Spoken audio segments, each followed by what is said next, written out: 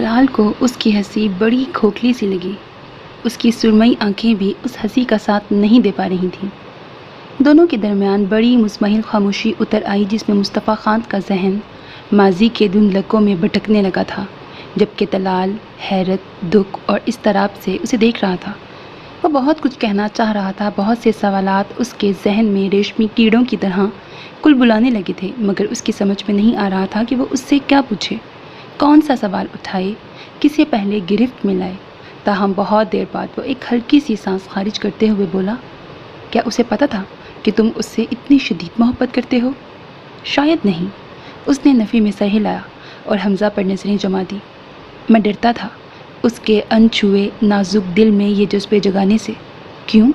کیا اپنے جذبوں پر اعتماد نہیں تھا؟ طلال نے اس کا چہرہ بغور دیکھا۔ شاید، یا پھر حالات پر نہیں تھا۔ وہ سر کو ہلکی سی جنبش دے کر حمزہ کا اڑتا ہوا غبارہ پکڑ کر اسے ہوا میں اچھالنے لگا۔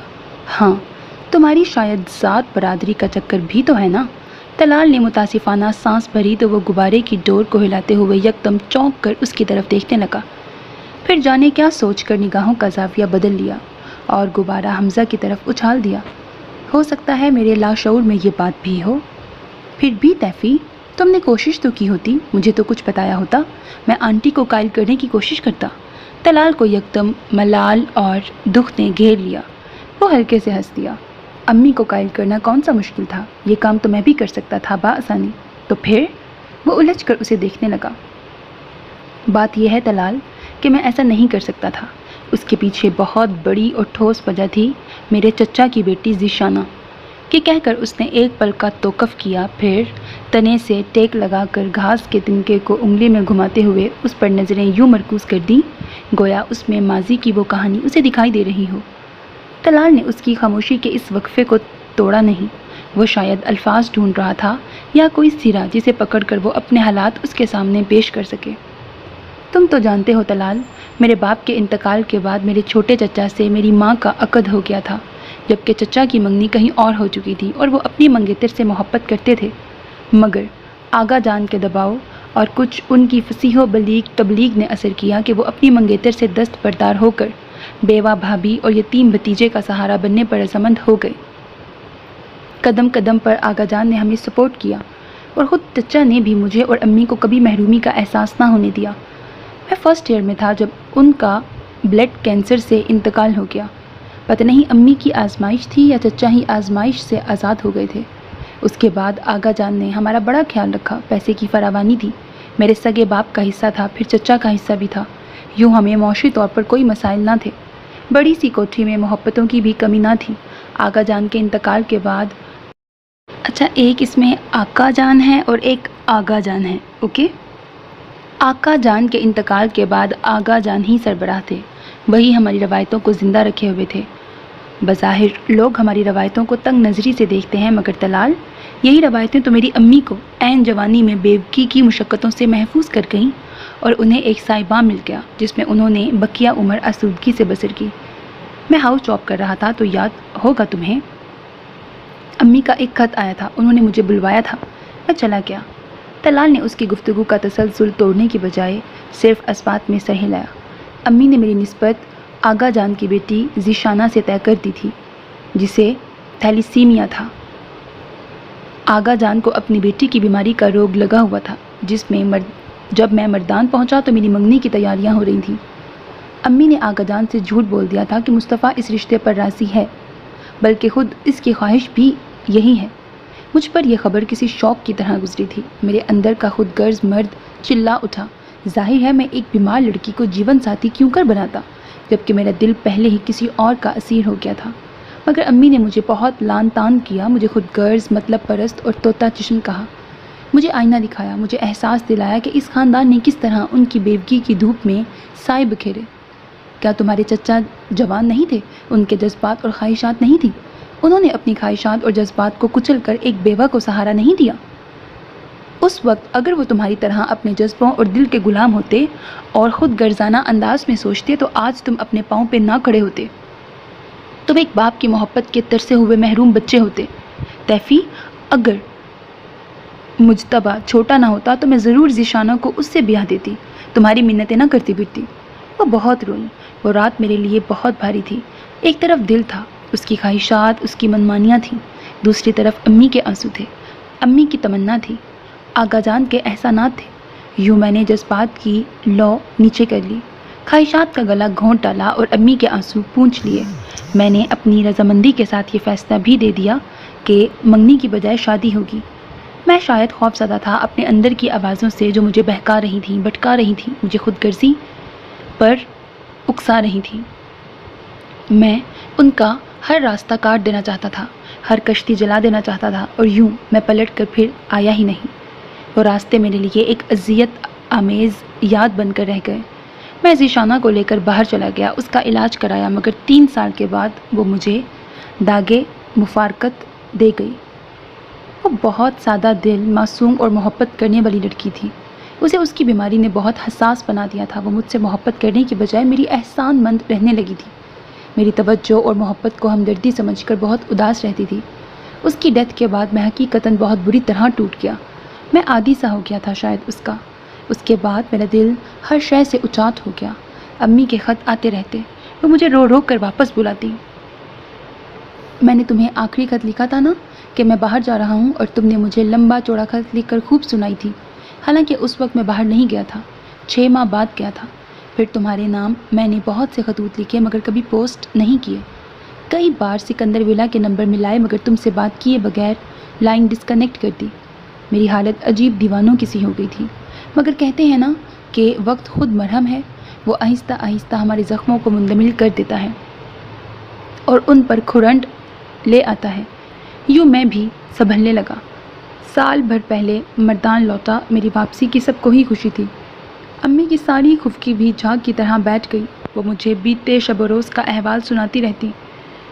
तुम्हारे कितने फ़ोन आए उसका बताया, और ये भी कहा कि मेरी ताकीद पर उन्होंने तुम पर कुछ भी आश्कार नहीं किया था। मैं मर्दान आकर अम्मी की ममता से लबरेज गोद में सर रखकर बहुत रोया। पता नहीं कहाँ से इतना दरिया मेरे अंदर उतर आया था। हालांकि मुझे रोते हुए मर्द बहुत कमज़ोर और फजूल से लगते हैं, मगर जब मैं रोया तो मुझे एहसास हुआ कि मर्द भी रो सकते हैं और उन्हें भी रोने का हक मिलना चाहिए, मगर खुदा के आगे और सिर्फ माँ की गोद में सर डालकर। तलाल, अम्मी की गोद ने मुझे फिर वही नासमझ बच्चा बना डाला था। वो हंस रहा था जबकि तलाल उसे रंज की कैफियत में देख रहा था।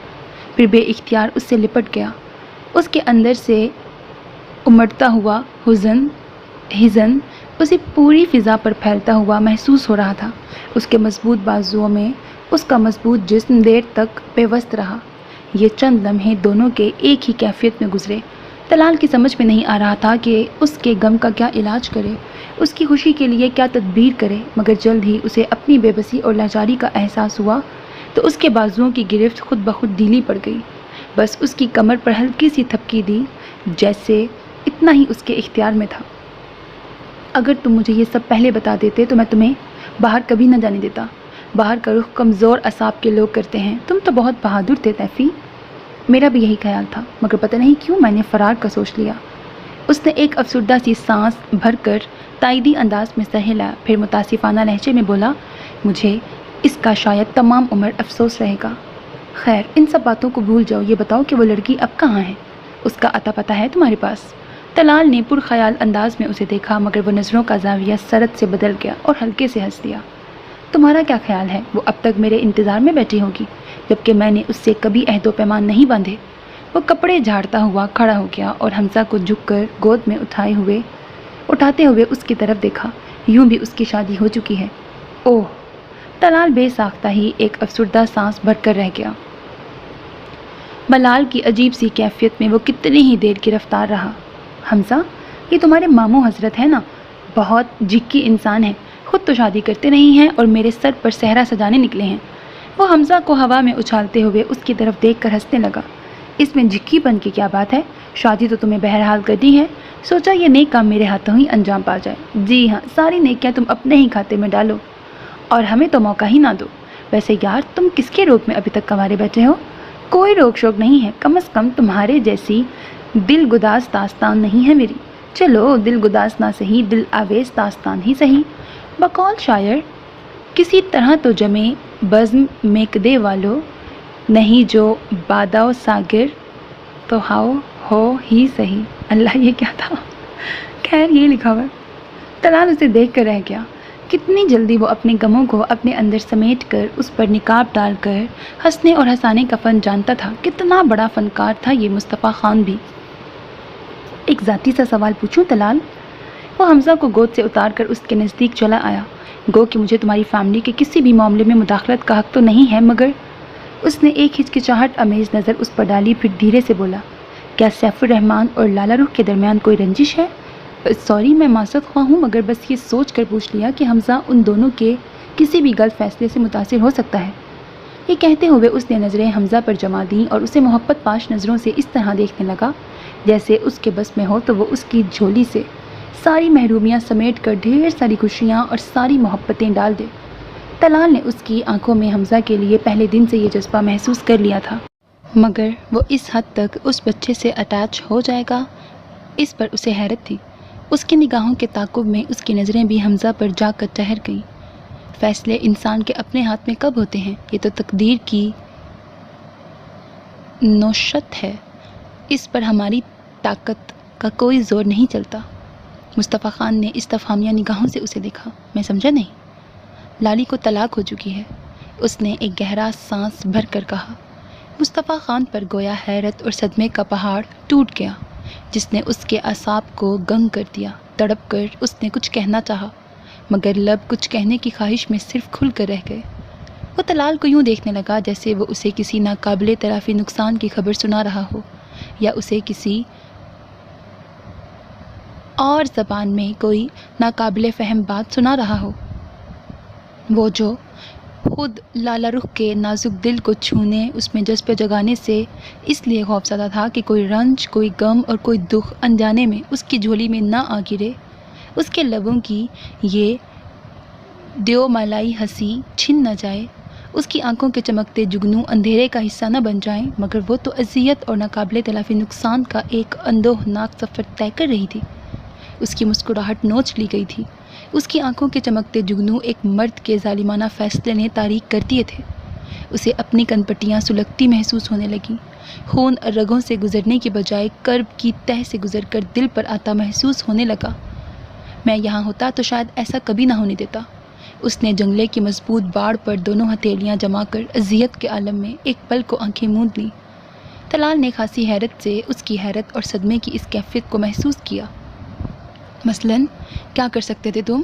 اس نے خاصی ٹٹولتی نظروں سے اسے دیکھا تو وہ یکدم اس کیفیت سے نکلتے ہوئے سر کو خفیف سا جھٹک کر ہنسا. ہاں، پہلا میں کیا کر لیتا؟ کتنا عرصہ ہو گیا ہے اس بات کو؟ 3 سال. واٹ؟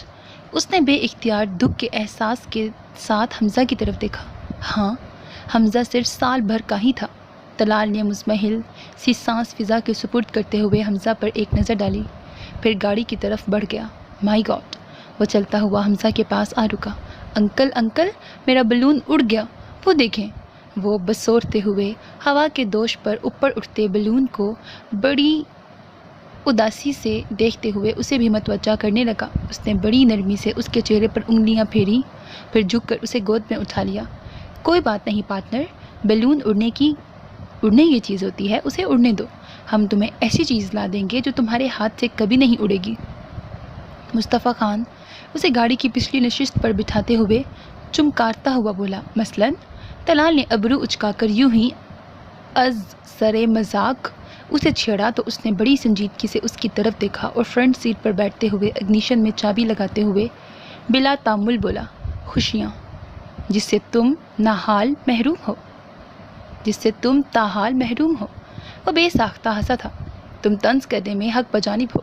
واقعی جو خود محروم ہو اسے ایسی باتیں کہنی تو کیا سوچنے بھی نہیں چاہیے. وہ اس کی ہنسی کا برا ماننے کے بجائے بڑی سنجیدگی سے تائیدی انداز میں سر ہلانے لگا. نہیں خیر، میری ہنسی کا مقصد تمہارا مذاق اڑانا نہیں ہے. یہ تو یوں ہی لبوں پر بکھر آئی. وہ جلدی سے بولا. پھر اس نے کوئی جواب نہیں دیا اور بڑی خاموشی سے ڈرائیونگ کرتا رہا. طلال کو اس کی یہ خاموشی بڑی تعجب خیز لگی، حالانکہ اس نے کوئی بہت زیادہ درد بھری داستان نہیں سنائی تھی. اس طرح کے واقعات عموماً ہر دوسرے تیسرے گھر میں ہوتے رہتے ہیں عورت ذات کے ساتھ اس طرح کے عبرت آموز واقعات تو ہوتے رہتے ہیں، مگر اس نے محسوس کیا وہ حد سے زیادہ سنجیدہ ہو گیا تھا، جیسے لالا رخ کے اس دکھ سے اس کا براہ راست کوئی تعلق ہو۔ اچانک اپنے خیالات سے نکلتے ہوئے سگنل پر گاڑی روک کر وہ اس کی طرف رخ کرتے ہوئے بولا، ایسا لگتا ہے طلال جیسے غم اور خوشی ایک ساتھ گلے مل رہے ہوں، امید اور نا امیدی ایک دوسرے سے ہم آگوش ہو گئی ہوں۔ پھر ایک ہلکی سی سانس خارج کرتے ہوئے گاڑی آگے بڑھاتے ہوئے بولا، کبھی کبھی ہمارا غم ہی ہمارا تریاک بن جاتا ہے۔ یہ کتنی عجیب بات ہے کہ کبھی کوئی غم ہمیں مسرت سے ہمکنار کر دیتا ہے، ہمارا ظاہر رو رہا ہوتا ہے مگر قلب ان آنسوؤں سے ایک نئی مسرت کشید کر رہا ہوتا ہے۔ طلال کی حیرت میں یقینی اضافہ ہو رہا تھا، وہ اسے الجھی نظروں سے دیکھ رہا تھا۔ وہ گاہے بگاہے بیک مرر سے پچھلی سیٹ پر بیٹھے حمزہ کو دیکھ رہا تھا، جیسے بہت بے کل ہو اور پلٹ کر اسے خود میں بھر لینا چاہتا ہو۔ یہ کون سا جذبہ تھا جو اسے اتنا حزین اور مضطرب کر رہا تھا؟ وہ یکدم ایک گہرا سانس بھر کر سر جھٹک کر ہنس دیا۔ انسان کبھی کبھی بڑا خود غرض ہو جاتا ہے، خود غرضانہ انداز میں سوچنے لگتا ہے۔ خیر، اس نے آہستگی سے اسٹیئرنگ پر ہاتھ مارے اور اس کی طرف دیکھا۔ کیا خیال ہے گھر چلا جائے؟ شکر کہ تم نے یہ تو پوچھا، ورنہ میرا تو خیال تھا تم آج دن بھر مجھے یوں ہی سڑکوں کی سیر کراتے رہو گے۔ اس نے کچھ اس طرح تشکر امیز انداز میں سانس بھری کہ وہ اسے گھور کر رہ گیا۔ تیفی، اس بار میں بھی تمہارے ساتھ مردان جانے کا ارادہ رکھتا ہوں، امی سے ملنے کی بہت خواہش ہو رہی ہے۔ چند لمحے توقف کے بعد طلال نے کہا تو اس نے خوشگوار حیرت سے اس کی طرف دیکھا۔ خیریت؟ ہاں خیریت ہی ہے، بس شکوے کرنے ہیں ان سے، اس نے اطمینان سے جواب دیا۔ امی خود بھی تمہیں بہت یاد کرتی رہتی ہیں۔ او ہاں، اچانک وہ کسی خیال سے چونکا، پھر بے اختیار سر پہ ہاتھ پھیرا۔ انہوں نے بہت سے گفٹ بھی بھیجے ہیں تمہارے لیے، دیکھو کتنا بلکڑ ہو گیا ہوں میں۔ تھے نہیں؟ اوہو، دیکھو کتنا بلکڑ ہوں میں بھی۔ تھے نہیں، ہو گئے ہو۔ اس نے جیسے تصحیح کی تو ایک ٹھنڈی سانس مصطفیٰ خان کے سرخ ہونٹوں کے درمیان سے نکل گئی۔ کچھ غلط کہا؟ اس نے بے ساختہ امڑنے والی مسکراہٹ دبائی۔ نہیں، بالکل بھی نہیں، تم کبھی غلط کچھ کہہ سکتے ہو؟ اس کے انداز پر وہ اپنا کہا نہ روک سکا۔ خیر، یہ مذاق کی بات چھوڑو، میرے ساتھ مردان چلنے پر سیریس ہونا؟ خرم اور عادل بھی کہہ رہے تھے، یہ لوگ بھی آج کل فارغ ہیں، ان کا پروگرام ہے شمالی علاقہ جات دیکھنے کا، تمہارا کیا خیال ہے، ہو جائے پھر پکا؟ خیال تو برا نہیں، سچ تو یہ ہے کہ دل بھی کچھ تبدیلی چاہتا ہے۔ اس نے مصطفیٰ خان کی بات سے متفق ہوتے ہوئے سر ہلایا۔ خیر، اگر چاہو تو تبدیلی یہاں بھی آ سکتی ہے۔ وہ گاڑی شفاف اور کشادہ گلی میں ڈالتے ہوئے اس کی سمت ذرا سا جھکا اور خاصی معنی خیز قسم کی سانس بھری۔ بس یہیں ذرا روک تو گاڑی میں اتر جاؤں۔ اس کی اس معنی خیز سانس اور جملے کو قطعی نظر انداز کرتے ہوئے اس نے جلدی سے گاڑی ایک بنگلے کے قریب روکنے کا اشارہ کیا۔ مصطفیٰ خان نے تعجب سے اسے دیکھا۔ ذرا باقر صاحب کی خیریت پوچھ لوں؟ فالج کا اٹیک ہوا تھا، بڑا زبردست، انہیں پرسوں ہاسپٹل سے تو فارغ ہو گئے تھے مگر کچھ بہتری لگتی نہیں ہے ان کی طبیعت میں۔ وہ محلے کے ایک بزرگ کے بارے میں بتا رہا تھا جن کا بنگلہ سکندر ولا سے 2 گھر چھوڑ کر ہی تھا۔ تم چلو میں آتا ہوں۔ وہ گاڑی سے اتر گیا، جبکہ اس نے گاڑی سکندر ولا میں ہی جا کر روکی تھی تو لالا رخ حواس باختہ دوڑی چلی آئی۔ اوہ تھینک گاڈ! وہ حمزہ کو دیکھ کر ایک پرسکون سانس کھینچ کر ذرا سے رکی، پھر دھیرے دھیرے قدم اٹھاتی اس تک آئی۔ اتنی دیر لگا دی آپ نے، میں تو ڈر ہی گئی تھی، بہت تنگ کیا ہوگا اس نے آپ کو۔ بڑے بے تابانہ انداز میں اس نے حمزہ کو اس کی گود سے لے کر اپنے سینے سے بھینچ لیا۔ آئی ایم سوری، مجھے خیال ہی نہیں رہا کہ آپ پریشان ہو سکتی ہیں۔ وہ اس کی پریشانی محسوس کر کے نادم سا ہو گیا۔ دراصل طلال کے ہاسپٹل چلا گیا تھا۔ نہیں، خیر اتنی زیادہ پریشان تو نہیں تھی، مگر یہ سوچ رہی تھی کہ راستے بھر یہ آپ کو تنگ کرتا رہے گا۔ وہ یہ کہہ کر جانے کو پلٹی تو اس نے جلدی سے اسے روکا اور سنہری کاغذ میں لپٹا ہوا پان اس کی طرف بڑھا دیا۔ یہ آپ کے لیے۔ یوں ہی پرانے راستوں سے گزرا تو اس مخصوص پان شاپ پر رک گیا اور بے ارادہ پان لے لیا۔ وہ ایک لمحے کو گنگ سی رہ گئی، اس کے چہرے کے تاثرات میں ہلکا سا کھچاؤ آ گیا، پھر قدرے برا مان کر بولی، سوری میں پان نہیں کھاتی۔ مجھے پتہ ہے، مگر کبھی کبھی کھا لینے میں کوئی حرج بھی نہیں ہے، خاص کر جب کوئی اتنی محبت سے پیش کرے۔ اس نے بڑے اطمینان سے یہ کہتے ہوئے اس پر ایک بھرپور نگاہ ڈالی اور بڑے بڑے قدم اٹھاتا روش سے گزر کر جالی کا دروازہ کھول کر اندر گم ہو گیا۔ لالا رخ کے آگے گویا پوری کائنات گھوم گئی۔ اس نے حمزہ کو گود سے اتارا اور پان کو غصے کی پوری شدت کے ساتھ مٹھی میں دبایا اور داخلی دروازہ دھکیل کر اندر چلی آئی۔ ارادہ تو اس کا یہی تھا کہ وہ یہ پان جا کے اس کے منہ پہ مارے گی، مگر لیونگ روم میں اسے پوری شان سے خرم، عادل اور جاذب کے ساتھ بیٹھے دیکھ کر غصہ اندر ہی اندر دبانے پر مجبور ہو گئی۔ پلیز چائے مل جائے گی؟ وہ پلٹنے لگی تو مصطفیٰ خان کی آواز ابھری، حالانکہ اس کی خوشنما آنکھوں میں بھرا غصہ اور ناگواری کا تاثر وہ دیکھ چکا تھا، تاہم انجان بن کر نہایت عاجزانہ انداز میں بولا تھا جیسے وہ یہاں آئی ہی یہ میزبانی نبھانے کو تھی۔ ہاں لالی، چائے کی شدید طلب ہو رہی ہے مجھے بھی۔ طلال بھی لیونگ روم میں داخل ہوتے ہوئے بولا تو اس کے لبوں پر انکار کی صورت میں نکلنے والا لاوا دوبارہ اندر ہی سمٹ گیا۔ لامحالہ اسے سر ہلانا پڑا۔ مصطفیٰ خان نے دزدیدہ پتہ نہیں کون سی نگاہوں سے اسے جاتے دیکھا اور دل ہی دل میں مسکراتے ہوئے خرم کی طرف رخ کرتے ہوئے بولا، تو پھر میری طرف سے تم سب کی دعوت پکی ہے، کب آ رہے ہو مردان؟ ضرور ضرور، مگر پہلے آپ ملتان تو دیکھ لیجئے، جلدی کس بات کی ہے؟ خرم ہنسا۔ ملتان میرا اپنا شہر ہے، بلکہ میرا محبوب شہر ہے، اس کے چپے چپے سے میں واقف ہوں۔ یہ کہتے ہوئے اس نے طلال کی طرف دیکھا اور اس کی معنی خیز مسکراہٹ پر کھسیا کر ہنس دیا۔ طلال کی وجہ سے تو میں نے ملتان میں اتنے سال گزار دیے، اس کی رفاقت نہ ہوتی تو شاید میں میڈیکل کا پہلا سال گزار کر ہی فرار ہو چکا ہوتا۔ کیوں؟ طلال نے آپ کو پلو سے باندھ رکھا تھا؟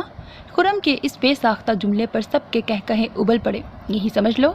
اس نے اپنا کہکہا سمیٹ کر بڑی معنی خیزی سے ہلکے سے ہنکارا بھرا تھا۔ کیوں میری جنس مشکوک کرنے پہ تلے ہوئے ہو؟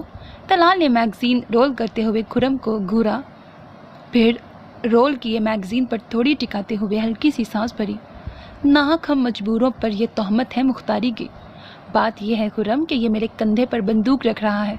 وہ مصطفیٰ خان کی تنبیہی نظروں کو نظر انداز کرتے ہوئے بولا تو اس نے بھنا کر ایش ٹرے اٹھا کر اس کی طرف اچھال دی۔ اوئے ہوئے، اس کا مطلب ہے دنیا کسی کے پیار میں جنت سے کم نہیں، بلکہ ملتان کسی کے پیار میں جنت سے کم نہیں۔ خرم کی آنکھوں میں چمک لہرا گئی۔ جاذب میگزین رکھ کر اس طرف متوجہ ہو گئے۔ بکواس کر رہا ہے یہ، ایسی کوئی بات نہیں ہے۔ مصطفیٰ خان یکدم سنجیدگی سے سر نفی میں ہلا کر اس بات کی پرزور تردید کرنے لگا۔ طلال کے چہرے پر معنی خیز قسم کی دبی دبی مسکراہٹ تھی۔ یہ بتاؤ کہ تم سب نے مل کر اس کے نکیل کیوں نہیں ڈالی؟ یہ کیوں شتر بے مہار گھوم رہا ہے اب تک؟ میرے اندازے کے مطابق تو اسے کم از کم 2 بچوں کا باپ تو ہونا ہی چاہیے تھا۔ اس نے شرارت کے ساتھ موضوع کا رخ اسی کی طرف کر دیا۔ خرم اور جاذب نے بیک وقت ٹھنڈی سانسیں بھری تھیں۔ اگر یہ کام کر دو تو ہم تمہیں دعائیں دیں گے۔ اچھا یہ بات ہے۔ جاذب کی اس بات پر اس نے پرجوش انداز میں طلال کی طرف بیٹھے بیٹھے رخ کیا۔ بلکہ آپ کو ہی نہیں، آپ کی 7 پشتوں کو دعائیں ملیں گی، خرم نے مزید کہا۔ بکواس مت کرو خرم، اس فضول ٹاپک کے سوا تم لوگوں کے پاس کوئی اور ٹاپک نہیں ہے کیا؟ اس نے میگزین ایک طرف پٹکا اور سخت برہمی سے خرم کو دیکھا۔ مصطفیٰ خان نے حیرت امیز انداز میں اس کے چہرے پر جھلکنے والی سرخی کو دیکھا، پھر ہلکی ہنسی کے ساتھ بولا، مسٹر، یہ ٹاپک تو اب روز ہی چھیڑیں گے، بقول شاعر لائیں گے تمہیں راہ پر اب اور طرح سے۔ ادھر لیونگ روم سے آتی آوازوں پر لالا رخ ایک یاسیت کا شکار ہو گئی۔ اس نے بڑی سی شیشے والی کھڑکی سے طلال کے چہرے کے تاثرات کا جائزہ لیا، جہاں ہلکی ہلکی غصے کی سرخی اب تک بکھری ہوئی تھی۔ وہ ان کی شرارتوں پر خفا ہو رہا تھا۔ ایک افسردگی سی اس کی روح پر ٹپکنے لگی۔ وہ فریج سے دودھ کا پاٹ نکال کر کچن کی طرف آتے ہوئے سوچنے لگی کہ کاش مصطفیٰ خان ہی اس پتھر میں دراڑ ڈال دے تو وہ عمر بھر اس کا احسان نہ بھولے گی۔ ہیلو، کیا ہو رہا ہے؟ روشانہ نے کچن میں جھانکا تو وہ چائے سے اٹھنے والے بھاپ کو تکتے ہوئے پلٹی، پھر روشانہ کو اسی بے خیالی میں تکنے لگی۔ نیلے رنگ کے سفید کڑھائی والے جدید تراش کے سوٹ میں وہ نکھری نکھری بے حد دل ربا لگ رہی تھی۔ ہاف سلیوز کی شرٹ میں اس کے خوشنما ہاتھ اور سڈول کلائی میں چمکتا گولڈ کا نازک کنگن بہت جچ رہا تھا۔ اس کی جائزہ لیتی خاموش نظروں پر وہ سٹپٹا گئی۔ کیا ہوا لالی؟ اس نے پلکیں جھپک کر خود پر ایک تائرانہ نگاہ ڈالی، پھر انہیں دیکھا تو وہ اس کی گھبراہٹ پر مسکرا دی۔ کہاں تھی تم؟ نظر ہی نہیں آئی تھی مجھے صبح سے۔ وہ برنر آہستہ کرتے ہوئے چائے کے مگ ٹرے میں سیٹ کرنے لگی۔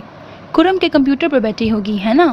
جی بالکل ٹھیک۔ وہ ہنسی تو لالا رخ نے اس کے چمکتے رخساروں پر ایک پیار بھری نظر ڈالی اور چائے مگوں میں بھر کر سگنا کے ہاتھوں لیونگ روم میں بھیج دیا اور خود روشانہ کا ہاتھ تھام کر ڈائننگ روم میں چلی آئی۔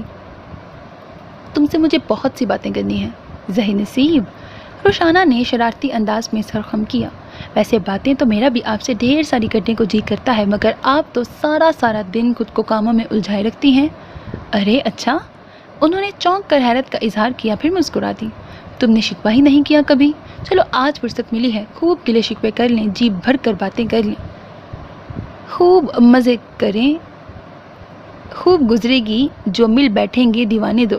وہ صوفے پر آ کر بیٹھ گئی۔ لالا رخ اس کا ہاتھ اپنے ہاتھ میں لے کر اس کی انگلیوں کو سہلاتے ہوئے بولی، روشنی تمہیں طلال کیسا لگا؟ اس نے بات بالکل اچانک کی تھی۔ روشانہ کی نظریں یکلخت جھک گئیں۔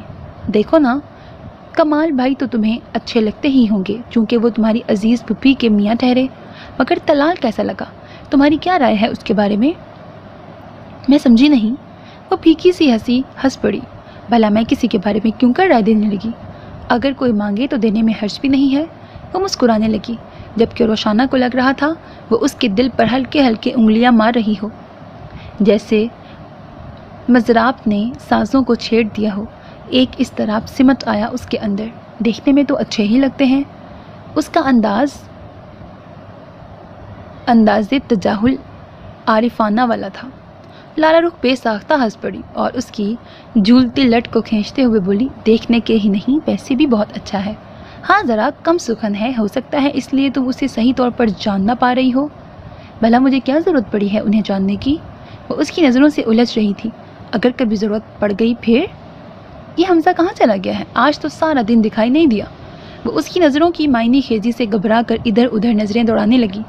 لالا رخ نے اپنی مسکراہٹ سمیٹتے ہوئے صوفے کی پشت سے ٹیک لگا کر خود کو ڈھیلا چھوڑ دیا۔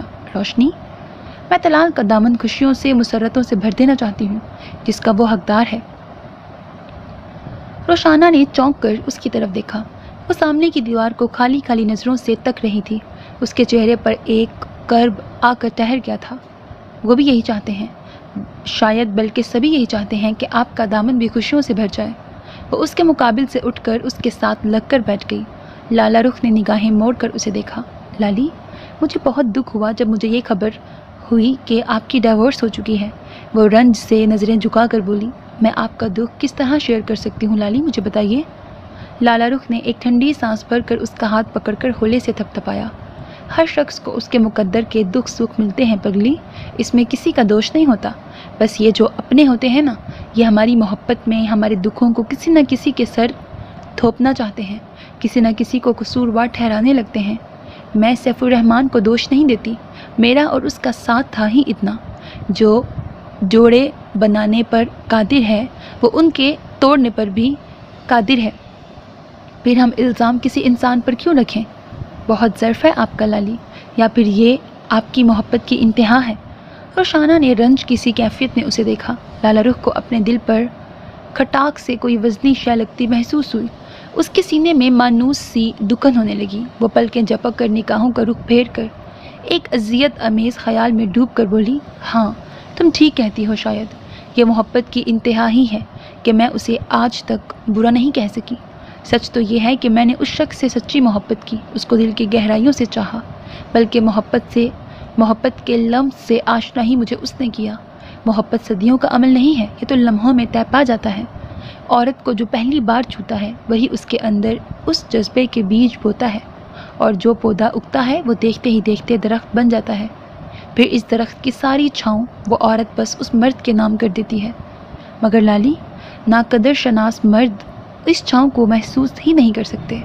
وہ بڑی دل گرفتگی کے ساتھ بولی، شاید تو پھر آپ نے ایسے مرد کو اپنی چھاؤں دی ہی کیوں؟ اسے پہلے آزما تو لیا ہوتا۔ اسے اپنا دل اس دکھ سے کٹتا محسوس ہو رہا تھا۔ پگلی، مرد کی محبت کو آزمایا نہیں کرتے۔ ایسا کرنے لگیں تو یہ دنیا بہت بدحیت اور اپنی تمام تر بدصورتیوں سمیت عورت پر ظاہر ہو جائے، اس لیے کہ شاید ہی کوئی مرد کسی بھی رشتے میں 100% خالص ہوگا۔ یہ خالص پن تو صرف عورت کے حصے میں آیا ہے۔ عورت اپنے اس خالص پن سے مرد کی اس خامی کو چھپا لیتی ہے، تبھی ہمارے مشرق کی دنیا میں ابھی آسودگی ہے۔ کیا وہ یہ اچھا نہیں کرتی؟ اس نے جیسے روشانہ سے تائید لی ہو، پھر اس کے رخسار پر نرمی سے انگلی پھیرتے ہوئے محبت سے مسکرا دی۔ کیا آپ کو اب بھی سیف الرحمن سے محبت ہے؟ وہ اس کی اس حزین مسکراہٹ میں کچھ تلاش کرنے لگی، اور ادھر دروازے کے باہر مصطفیٰ خان کے قدم ٹھٹک گئے۔ وہ ڈائننگ ٹیبل سے اپنی رسٹ واچ اٹھانے آیا تھا، مگر روشانہ کے اس سوال نے اسے باہر ہی گویا پتھر کر دیا۔ اس کا دل بڑے مختلف انداز میں دھڑکا، اس کی سماعتیں بھی بصارت کا روپ دھار کر لالا رخ کا جواب سننے کو بےتاب ہو گئیں۔ اندر کی مزمحل سی خاموشی کے یہ چند پل اسے قیامت جیسے لگنے لگے۔ اسے لگا جیسے اس لمحے اسے کسی نے جکڑ لیا ہو، اس کا بدن شیشے کی طرح اکڑ گیا ہو کہ بس ابھی ٹوٹا کہ ابھی ٹوٹا۔ چند اعصاب شکن لمحات کے بعد لالا رخ کی آواز ابھری، محبت ہمیشہ نامکمل مگر بھرپور ہوتی ہے۔ ہاں، کچھ لوگوں نے بے شک ایک دوسرے کو دھوکہ دینے کا نام بھی محبت رکھ دیا ہے۔ اس کے لہجے میں ایک ٹھہراؤ تھا، ایسا ٹھہراؤ جو طوفان کے گزر جانے کے بعد سمندر کی سطح پر آ جاتا ہے، مگر سمندر کے سینے میں جو رسہ کشی ہوتی ہے اس سے ساحل پر کھڑا شخص واقف نہیں ہوتا۔ وہ اس لمحے بظاہر ایسی ہی پرسکون سطح دکھائی دے رہی تھی۔ تو کیا سیف الرحمن نے بھی آپ کو محبت کے نام پر صرف دھوکہ دیا، بے وقوف بنایا؟ پتہ نہیں، وہ میری محبت کی اپنی ہی نظر تھی کہ مجھے کبھی ایسا محسوس ہی نہیں ہوا۔ وہ پھیکے سے انداز میں ہنس دی۔ محبت سیلاب کی صورت ہوتی ہے، اس میں ہماری انا ڈوب جاتی ہے، ہم خود ڈوب جاتے ہیں، اور یوں ہم اگلے کی خیر خواہی یا بد خواہی کو محسوس ہی نہیں کر سکتے۔ اس کے دل میں جھانکتے بھی ہیں تو اپنی آنکھوں سے دیکھتے ہیں۔ عورت محبت میں شاید وسیع القلب ہو جاتی ہے، جو کبھی کسی کی معمولی خامی کو برداشت نہیں کر سکتی، وہ اپنے محبوب کی بڑی سے بڑی خامی کو نظر انداز کر ڈالتی ہے۔ کبھی تو ایسا اس کے حق میں اچھا رہتا ہے اور کبھی بہت برا۔ وہ بات کرتے کرتے ماضی کے دھندلکوں میں گم ہو گئی۔ روشانہ نے اس کے کندھے پر ہاتھ رکھا اور تسلی آمیز دباؤ ڈالا تو وہ چونکی، پھر ایک مزمحل سانس بھر کر اس کا ہاتھ اپنے کندھے سے ہٹا کر اپنے دونوں ہاتھوں پر دبا کے مسکرا دی۔ روشانہ کو اس کے اداس چہرے پر رقصاں ہونے والی یہ مسکراہٹ اماوس کی رات کی مانند لگی۔ مصطفیٰ خان اندر آنے کا ارادہ ترک کر کے بے آواز قدموں سے واپس پلٹ گیا۔ تمہیں پتہ ہے کل طلال کی برتھ ڈے ہے؟ وہ موضوع کو بدلتے ہوئے بولی۔ بریکٹ، اوف، پھر وہی طلال کا ذکر؟ روشانہ کو جانے کیوں اس شخص کے ذکر پر اپنے دل پر ایک اضطرابی دباؤ سا محسوس ہونے لگتا تھا۔ کیا بات ہے، آج آپ کے سر پر طلال بھائی سوار ہو گئے ہیں؟ میرے سر پر تو خیر سوار رہتا ہی ہے، کاش تمہارے سر پر بھی سوار ہو جائے۔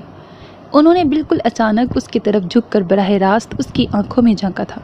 آپ کا دماغ تو نہیں خراب ہو گیا ہے لالی؟ چلیں لان میں چلتے ہیں، وہیں سب بیٹھتے ہیں۔ وہ یک لخت صوفے سے اٹھ گئی مگر لالا رخ نے اس کی کلائی پکڑ لی۔ یہ بتاؤ، میرا ساتھ دو گی؟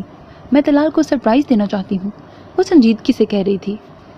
3 سال سے طلال نے اپنی برتھ ڈے نہیں منائی، میں چاہتی ہوں کہ اس سال اسے اس پر مجبور کیا جائے۔ تو میں بھلا آپ کا کیا ساتھ دے سکتی ہوں اس مہم میں؟ اس نے حیرت سے استفسار کیا۔ تم؟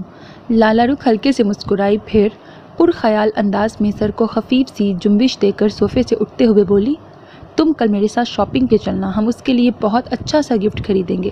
کم از کم تم مجھے آئیڈیا تو دو گی نا؟ ہاں خیر، اتنا ساتھ تو دے ہی سکتی ہوں۔ اس نے دل ہی دل میں اطمینان کا سانس لے کر سر ہلا دیا۔ اب چلیے لان میں، سب منتظر ہیں آپ کے۔ وہ اسے پکڑ کر لے گئی۔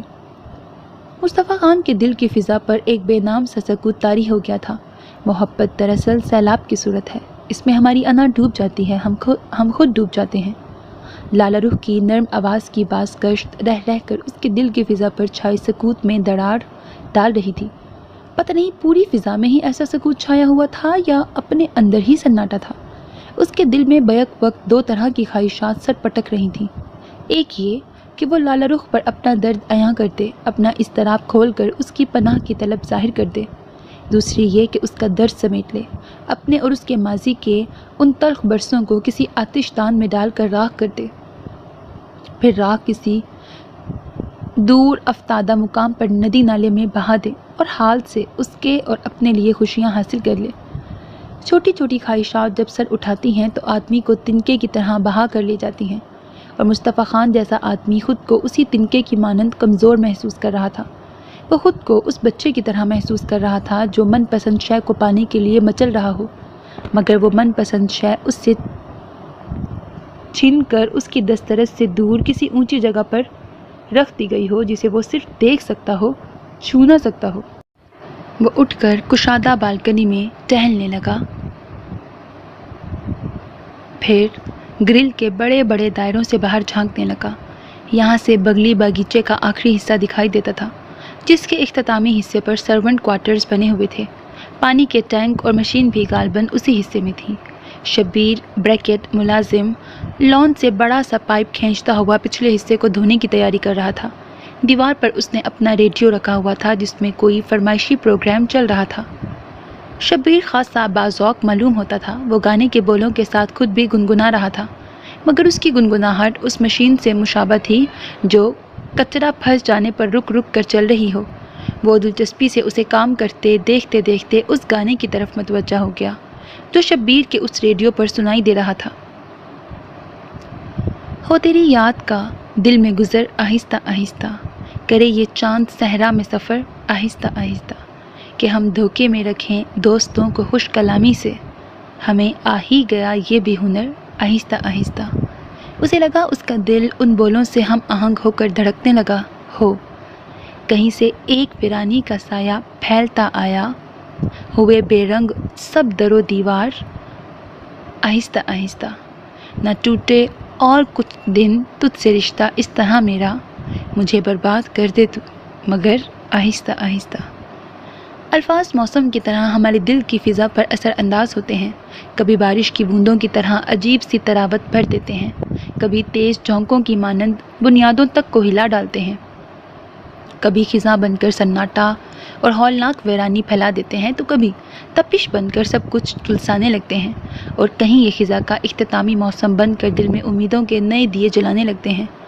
उम्मीद जो मिसले जुगनू है, जिस तरह जुगनू की रोशनी उसकी फितरत की आंच से खुद ब खुद फूटती है, इसी तरह उम्मीद भी दिल में खुद ब खुद पैदा होती है और अपनी मध्यम रोशनी से वो आगे बढ़ने के लिए उकसाती है, रोशनी बनकर रास्तों को बुझाती है। अचानक खुर्रम पर उसकी निगाह गई। वो बालकनी के दरवाजे में किसी फ्रेम की तरह खड़ा था। गालबन खासी देर से खड़ा उसका जायज़ा ले रहा था। उसने यूं ही झुके सर के साथ उसे देखा, फिर हल्के से मुस्कुराया। ये पुराने कर्ज ख्वाहों की तरह क्यों घूर रहे हो? मुझे तो याद नहीं पड़ रहा कि मैंने कभी तुम्हारा उधार रखा हो। उसका अंदाज सरासर शगुफ्ता था। खुर्रम का कहकहा बड़ा बेसाख्ता था। कर्ज तो खैर आप पर बहुत निकलते हैं, आपकी बाज़ौकी से अभी हमने लुत्फ़ नहीं उठाए। आप तो गालिबन शब्बीर के ज़ौक़ से लुत्फ़ अंदोज़ हो रहे थे। उसने बालकनी की ग्रिल के पास आकर बाहर झांका। मैं भी कहूँ कि इस हिस्से में ऐसा क्या हो सकता है भला, जहाँ आप मुस्तकिल 10 मिनट से एक ही ज़ाविये से खड़े हैं। उसकी बात पर मुस्तफ़ा खान ने एक हल्की सी सांस भरी। चलिए बाहर आइए, बड़ी अच्छी महफिल जमी है, बस आपकी कमी है। खुर्रम ने यह कहते हुए उसकी तरफ रुख किया और ट्राउज़र की जेबों में हाथ फंसाकर उसकी इस्तफ़हामिया नज़रों पर धीरे से मुस्कुराया। जी हाँ, सिर्फ आपकी कमी, एक खुश लिबास, खुश गुफ्तार और खुशनुमा शख्स की कमी। अब के मुस्तफ़ा खान का कहकहा बड़ा बेसाख्ता था। वो खुर्रम के साथ कमरे से बाहर आते हुए बोला, गोया तुम लोगों को बेवकूफ़ बनाने का फ़न भी जानते हो। खैर फ़न तो मैं और भी बहुत जानता हूँ, मगर ये कम अज़ कम इस फ़न का मुज़ाहिरा नहीं था, सच्चाई थी जो मैंने बयान की। वो दोनों बातें करते हुए बगली बागीचे में आ गए, जहाँ बड़ी रौनक लगी थी। उसने तलाल और जाजिब की तरफ जाने से पहले रास्ते में आमना बेगम और रफ़िया बेगम को सलाम किया। जवाब बड़ी गर्मजोशी और मुशफ़्फ़क़ यही है अंदाज में दिया गया। शुक्र है कि तुमने उसे पर्दे से तो निकाला। जाजिब भाई ने मुस्तफ़ा खान को देखते हुए खुर्रम से कहा। जी हाँ, अब लोग अपने अपने ईमान संभाल लें। उसने कुर्सी खींचकर एक मुस्तफ़ा खान को पेश की और दूसरी अपने लिए उठाकर जाजिब और तलाल के दरमियान रख के बैठ गया। सुना होगा आपने कि निकाब जो उठाया, शबाब रंग लाया, ईमान डगमगाया। खुर्रम बाकायदा लय में गाने लगा। तुम खामखा मुझे हरासा करने की कोशिश कर रहे हो। मेरा ख्याल है, बल्कि मशवरा है कि ये गाना अगर उस तरफ मुँह करके गाओ तो ज़्यादा बेहतर होगा। मुस्तफ़ा खान ने बड़े इत्मीनान से एक धीमी मुस्कुराहट के साथ कदरे फासले पर बैठी ख़वातीन की तरफ इशारा किया, जिस पर खुर्रम ने बेसाख्ता ठंडी सांस भरी। बड़े बेआबरू होकर तेरे कूचे से हम निकले। जाजिब भाई ज़ोर से हंसे। खैर अब ऐसी भी बात नहीं है, खुर्रम ने उन्हें टोका। ऐसी ही बात है। वो हनूज़ उसी अंदाज में हंसे। दरअसल तैफ़ी इस बेचारे को वहाँ से निकाल दिया गया है। इसने हमें छोड़कर ख़वातीन की महफिल को रौनक बख्शने की कोशिश की थी, मगर अफसोस के जी नहीं, मैं वहाँ समोसे लेने गया था। خرم نے ان کی بات کاٹتے ہوئے پرزور انداز میں تردید کی۔ چلو کوئی بات نہیں، بقول شاعر مجنوں وہی بنا، اسے پتھر پڑے کمر، دیوارے عشق جس نے پھلانگی خوشی خوشی۔ مصطفیٰ خان نے اس کے کندھے پر ہاتھ رکھ کر پچکارا، پھر جاذب کی طرف دیکھ کر آنکھ دبائی۔ وہ تینوں ہنسنے لگے۔ کیا مطلب ہے آپ لوگوں کا؟ وہ سٹپٹا گیا، دل کا چور اسے سراسیمہ کر گیا۔ ہمیں پتہ ہے خرم میاں، تم بڑے ہو گئے ہو، مگر پلوشہ سے پہلے روشانہ کا نمبر آتا ہے اور تمہیں انتظار کے کٹھن مراحل سے گزرنا پڑے گا۔ جاذب نے اس کا کاندھا دبایا اور جیسے اس کی سانس سینے میں اٹک کے رہ گئی۔ یوں تشت ازبام ہو جانے پر وہ بری طرح سٹپٹایا، پھر کھسیا کر کھانسنے لگا اور ایک گہری سی سانس بھرتے ہوئے اپنے اعتماد کو سنبھالتا ہوا بولا، ویسے روشانہ کا ایسا بڑا مسئلہ بھی نہیں ہے، اسے آپ نپٹا سکتے ہیں اگر چاہیں تو۔ اس نے یہ حملہ براہ راست طلال پر کیا تھا۔ جاذب بھائی بے ساختہ ہنس پڑے، مگر خرم کی اس بات پر طلال کے چہرے کے زاویوں میں یک لخت کھچاؤ آ گیا۔ اس کے لبوں پر رقصاں مسکراہٹ یوں گم ہو گئی جیسے کسی نے نغمہ ساز کا گلا دبا دیا ہو۔ اس نے خاصی برہمی کے ساتھ خرم کو دیکھا۔ تم جانتے ہو میں مذاق میں بھی اس طرح کی باتیں پسند نہیں کرتا، اور جاذب تم تو کم از کم اس طرح کی بےہودگیوں میں ساتھ مت دیا کرو۔ وہ جاذب کی ہنسی پر کچھ اور بھی برہم ہو گیا تھا۔ اس سے پہلے کہ وہ مزید اپنی گرمی دکھاتا، کمال چچا اس طرف آتے دکھائی دیے، ساتھ ہی عادل بھی چائے کی ٹرے تھامے چلا آ رہا تھا، اور یوں یہ بات وہیں ختم ہو گئی۔ تو نے دیکھی ہے وہ پیشانی، وہ رخسار، وہ ہونٹ، زندگی جن کے تصور میں لٹا دی ہم نے، تجھ پہ اٹھی ہیں وہ کھوئی ہوئی ساحر آنکھیں، تجھ کو معلوم ہے کیوں عمر گنوا دی ہم نے۔ گاڑی کا فرنٹ ڈور کھولتے ہوئے مصطفیٰ خان نے یوں ہی جھکی نظروں سے روشانہ کے ساتھ آتی لالا رخ کے سیاہ چادر کے حالے میں مقید چہرے کو دیکھا، پھر اپنے ہی جذبوں کی شدت سے گھبرا کر نظروں کا زاویہ بدل لیا۔ یہ خرم کہاں چلا گیا؟ مصطفیٰ خان کو وہ خرم کی گاڑی کے پاس دیکھ کر پریشان ہو گئی۔ خرم کو جلدی تھی، اسے اپنے کسی کام کے سلسلے میں جانا تھا۔ آپ لوگوں کو شاپنگ سینٹر ہی ڈراپ کرنا ہے تو میرا خیال ہے یہ ایسا مشکل کام بھی نہیں جو میں انجام نہ دے سکوں۔ وہ خوش دلی سے مسکرایا اور ایک گہرا سانس یوں کھینچا گویا تازہ ہوا کو پھپھڑوں میں اتار رہا ہو۔ آئیے پلیز بیٹھ جائیے۔ وہ ڈرائیونگ سیٹ سنبھالتے ہوئے انہیں تذبذب میں مبتلا دیکھ کر متانت سے بولا، کیا حرج ہے لالی، ہمیں شاپنگ پر ہی تو جانا ہے، یہ ڈراپ ہی تو کریں گے نا وہاں پر؟ روشانہ دبی زبان میں بولی۔ لالا رخ کو خرم کی اس غیر ذمہ دارانہ حرکت پر غصہ تو اچھا خاصا آ رہا تھا۔ ان دونوں کے بیٹھتے ہی گاڑی پورچ کی چمکتی سطح سے پھسلتی سڑک پر آ کر دوڑنے لگی۔ تمہارے شہر کا موسم بڑا سہانا لگے، میں ایک شام چرا لوں اگر برا نہ لگے۔ گاڑی کی خاموش فضا میں یک لخت گونجنے والے گانے نے لالا رخ کو کانشیس سا کر دیا۔ اس نے بے ساختہ سامنے دیکھا، بیک مرر پر اٹھنے والی نگاہوں نے بھی اس لمحے کو گرفت میں لیا تھا، اور نگاہوں کا یہ تصادم بڑا بے ساختہ اور پرمعنی تھا۔ جو ڈوبنا ہے تو اتنے سکون سے ڈوبو کہ آس پاس کی لہروں کو بھی پتہ نہ چلے۔ پلیز میوزک بند کر دیجیے، میری عادت نہیں ہے راستے میں میوزک سننے کی۔ وہ نظروں کا زاویہ بدل کر کھڑکی سے باہر دیکھنے لگی۔ آئی ایم سوری، دراصل میں تنہا ہوتا ہوں تو ہلکی میوزک ضرور سنتا ہوں۔ اس نے بیک مرر سے اس کا چہرہ بنظر غور دیکھا اور ٹیپ بند کر دیا۔ اور شاید آپ بھول گئے کہ آپ گاڑی میں اس وقت تنہا نہیں ہیں۔ روشانہ ایک مسکراہٹ کے ساتھ بولی۔ اس نے شاید لالا رخ کے چہرے پر پھیلنے والی غیر معمولی سنجیدگی کو دیکھا ہی نہیں۔ ہاں شاید، یوں بھی تنہائی کا احساس آپ کے اپنے اندر سے اٹھتا ہے۔ اس نے پیچھے آنے والی گاڑی کو راستہ دیا اور گاڑی کی سپیڈ آہستہ کر لی۔ بسا اوقات انسان ہجوم میں بھی تنہا ہوتا ہے اور کبھی اکیلے میں بھی تنہا نہیں ہوتا۔ کسی کا خیال ہمیں تنہا ہونے نہیں دیتا۔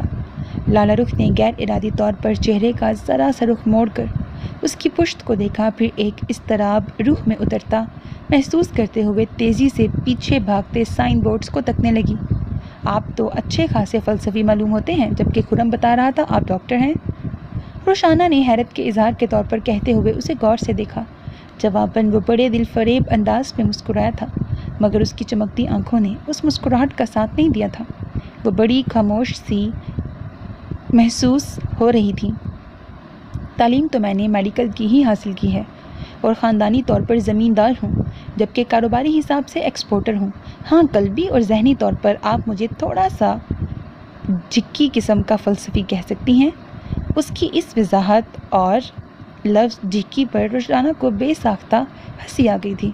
لالہ رخ کے لبوں پر بھی دھیمی سی مسکراہٹ بکھری مگر جلد معدوم ہو گئی، جبکہ مصطفیٰ خان کا دھیان تو تھا ہی اس طرف۔ اسے لگا بس ایک پل کے لیے رنگ جھلکے تھے، پھول مہکے تھے، چاند نے بادل کے اندر سے جھانکا تھا اور جیسے کائنات کا ذرہ ذرہ مسکرا اٹھا تھا۔ آپ تو خاصے دلچسپ آدمی معلوم ہوتے ہیں۔ ان کے بتائے ہوئے شاپنگ سینٹر کے پارکنگ ایریا میں گاڑی رکی تو روشانہ اترتے ہوئے بولی، یہ تعریف ہے یا طنز؟ وہ ڈیش بورڈ سے اپنی گلاسز اٹھاتے ہوئے بولا، کیا مطلب؟ وہ ٹھٹکی، پھر ہلکے سے ہنس دی۔ یہ خالص تعریف ہے۔ کیوں لالی، میں نے کچھ غلط کہا ہے؟ اس نے لالہ رخ سے تائید چاہی۔ چلیں، اس تعریف پر آپ کا شکریہ، مگر میں خود کو دلچسپ آدمی کہلوانے پر قطعی خوش نہیں ہو سکتا۔ ہاں، اگر کسی اور خطاب سے نوازتی تو شاید میں آپ کا مشکور ہوتا۔ مثلاً؟ لالہ رخ نے بے ساختہ پوچھ لیا تھا۔ اس کے لبوں کی تراش میں پرمعنی مسکراہٹ امڈی تھی۔ وہ اپنی سیٹ پر بیٹھے بیٹھے اس کی سمت گھوما۔ مجنوں، اس نے پورے اعتماد کے ساتھ اس کے چہرے پر اپنی نگاہیں جما کر کہا تھا، اور ادھر لالہ رخ کو کم از کم ایسے کسی جواب کی توقع نہیں تھی۔ وہ سٹ پٹا کر پلکیں جھپک کر نگاہوں کا زاویہ بدل گئی۔ اس کا سارا اعتماد ایک پل کو فضا میں دھوئیں کے گول کی مانند تحلیل ہو گیا تھا۔ روشانہ مصطفیٰ خان کے چہرے کو دیکھتے ہوئے بری طرح چونکی تھی۔ شاید یہی وہ پل تھا جب وہ اپنی خوبصورت آنکھوں سے اپنے دل کا راز افشاں کر رہا تھا اور خود عیاں ہو گیا تھا۔ پتہ نہیں لالہ رخ نے محسوس کیا تھا یا نظر انداز کرتے ہوئے آگے چلنے لگی تھی، مگر اس کی یہ غیر معمولی سنجیدگی اور بیگانہ انداز روشانہ کو ٹھٹکا گیا تھا۔ لالی جیسی حساس عورت بھلا نگاہوں کے رنگ کیسے نہ پہچان جاتی، جو کسی وضاحت کے محتاج نہیں ہوتے۔ یہ تو آسمان پر پھیلنے والی کوسو قزح کی طرح اپنی طرف توجہ کھینچ لیتے ہیں۔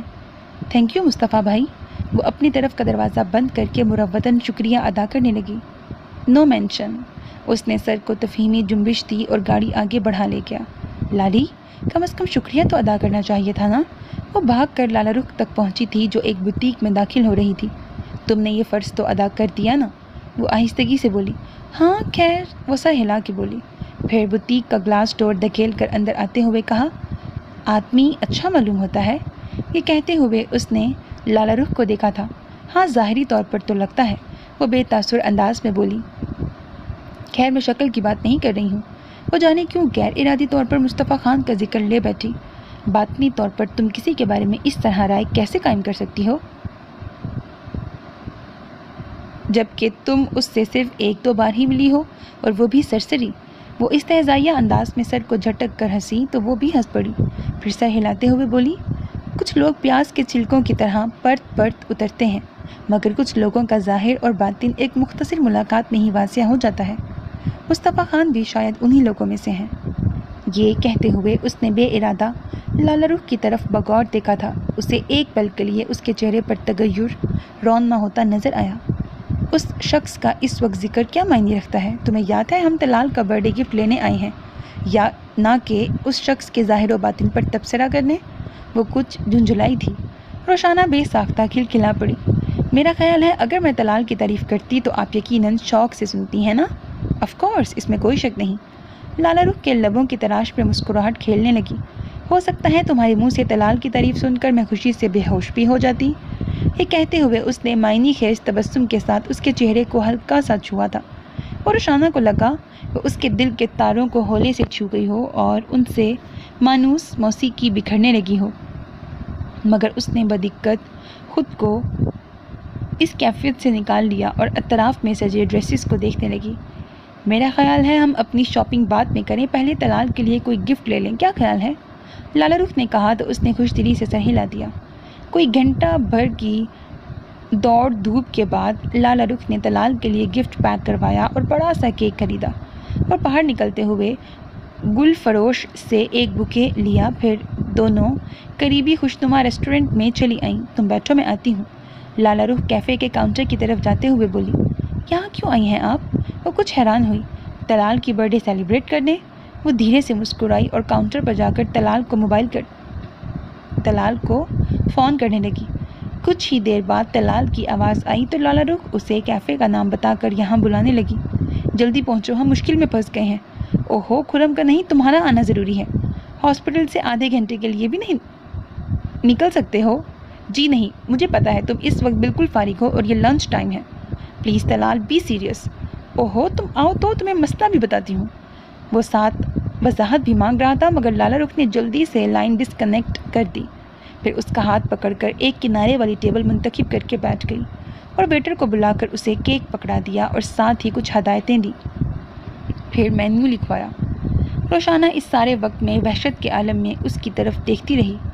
ویٹر کے جانے کے بعد وہ اس کی طرف متوجہ ہوئی۔ تمہیں پتہ ہے روشنی، میں بہت سال پہلے ایسی ہی تھی، سب کو حیران کر دینے والی، اس طرح کی حرکتیں کرنے والی، اور طلال کو سب سے زیادہ تنگ کرتی تھی میں۔ آج ایک طویل عرصے کے بعد میں اپنے ماضی کی لالا رخ کو اپنے اندر سے کھینچ کر باہر لائی ہوں۔ اس نے کرسی کی پشت سے لگ کر آنکھیں بند کر لیں، گویا ماضی کی خواب آور ساعتوں سے لطف اٹھانے لگی ہو۔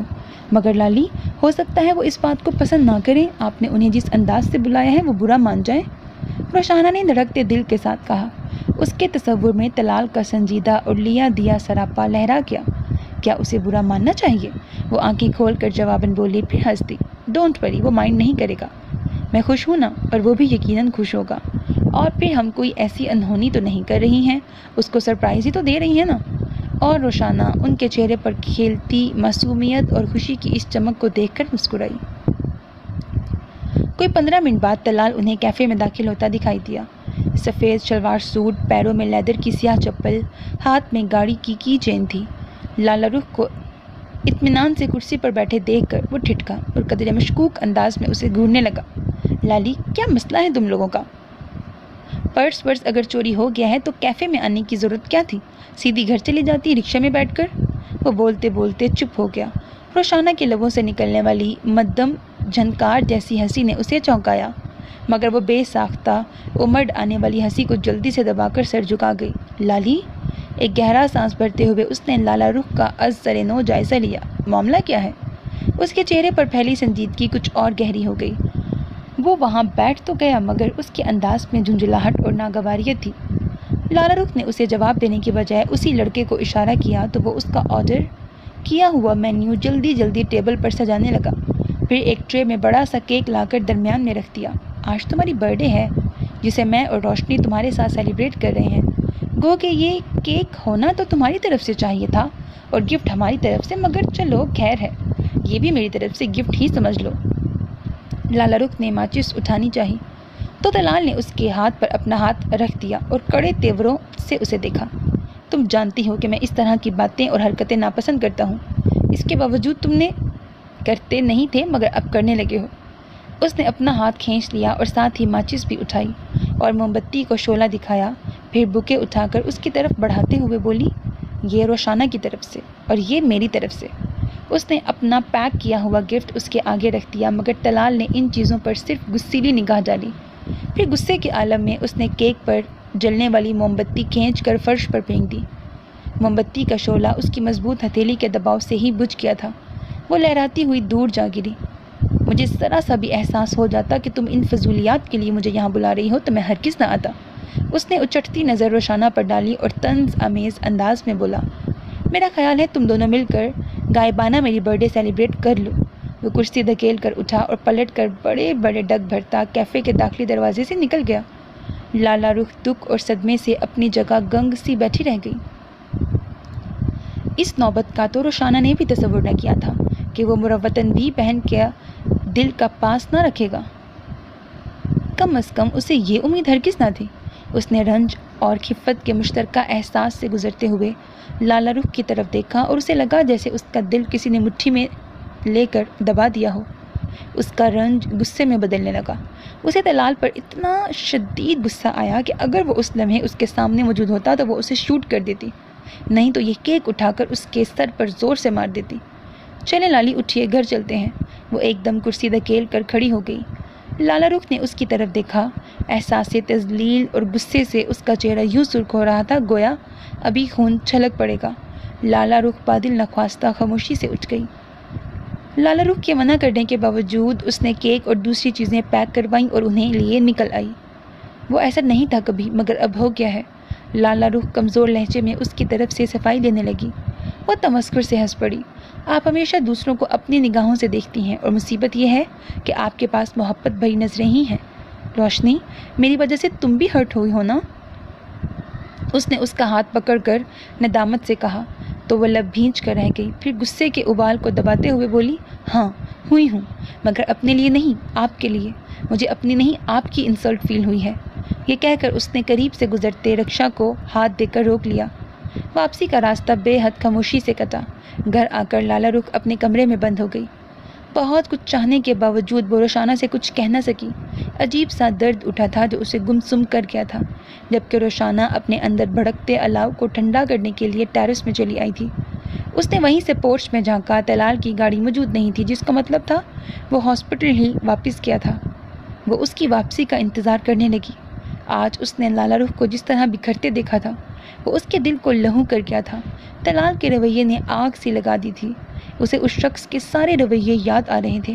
ہینا کے منہ پہ لگنے والا وہ تماچا بھی وہ اب تک اپنے دل پر محسوس کر رہی تھی۔ وہ ایسا نہیں تھا مگر اب ہو گیا ہے۔ لالا رخ بار بار یہ کہتی رہی تھی مگر وہ کسی طور ماننے کو تیار نہ تھی۔ اور کیوں کر ہوتی؟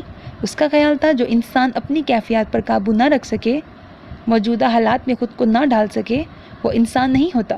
چونکہ انسان کی جبلت میں تو قدرت نے ایک لچک رکھی ہے، یہ لچک اس کے اندر سے نکل جائے تو انسان حیوان کے درجے میں داخل ہو جاتا ہے۔ وہ شام تک انگاروں پر لوٹتی رہی تھی۔ بریکٹ ڈھلتی شام کو سب سے پہلے اسی کی گاڑی پورچ میں آ کر رکی تھی۔ وہ خلاف معمول جلدی آ گیا تھا اور اس نے شکر کیا کہ خرم اور عادل مصطفیٰ خان کے ہمراہ باہر جا چکے تھے۔ وہ کچن میں چائے بنا رہی تھی جب وہ ڈھیلے ڈھیلے قدموں سے لابی سے گزر کر اپنے کمرے کی طرف جا رہا تھا۔ معمول کے مطابق اس نے رفیہ بیگم کو سلام کیا۔ آج وہ لابی میں بھی جا کر نہیں بیٹھا اور چائے کا آرڈر دے کر سیدھا اپنے کمرے میں چلا گیا۔ وہ اپنی وارڈروب میں منہ دیے جانے کیا تلاش کر رہا تھا جب دروازہ ہلکے سے بجا۔ اس نے رخ موڑ کر کم ان کہا اور دیوار گیر آئینے میں دیکھا۔ روشانہ آہستگی سے اندر آتی دکھائی دی۔ اس کے چہرے پر غیر معمولی پن دیکھ کر ہی وہ سمجھ گیا تھا کہ وہ کیوں آئی تھی۔ فرمائیے۔ اس نے وارڈروب بند کر کے اسے خاصی چبھتی نظروں سے دیکھا مگر زیادہ دیر تک نہ دیکھ سکا۔ اس کی خوشنما آنکھوں میں بڑی کشش تھی۔ آپ یہ بات اچھی طرح جانتے تھے کہ لالا رخ نے یہ سب آپ کی محبت میں ہی کیا تھا، مگر آپ جیسے بے حس انسان کو محبت کرنے کا سلیقہ تو ہے ہی نہیں، شاید محبت کی قدر کرنا بھی نہیں آتا۔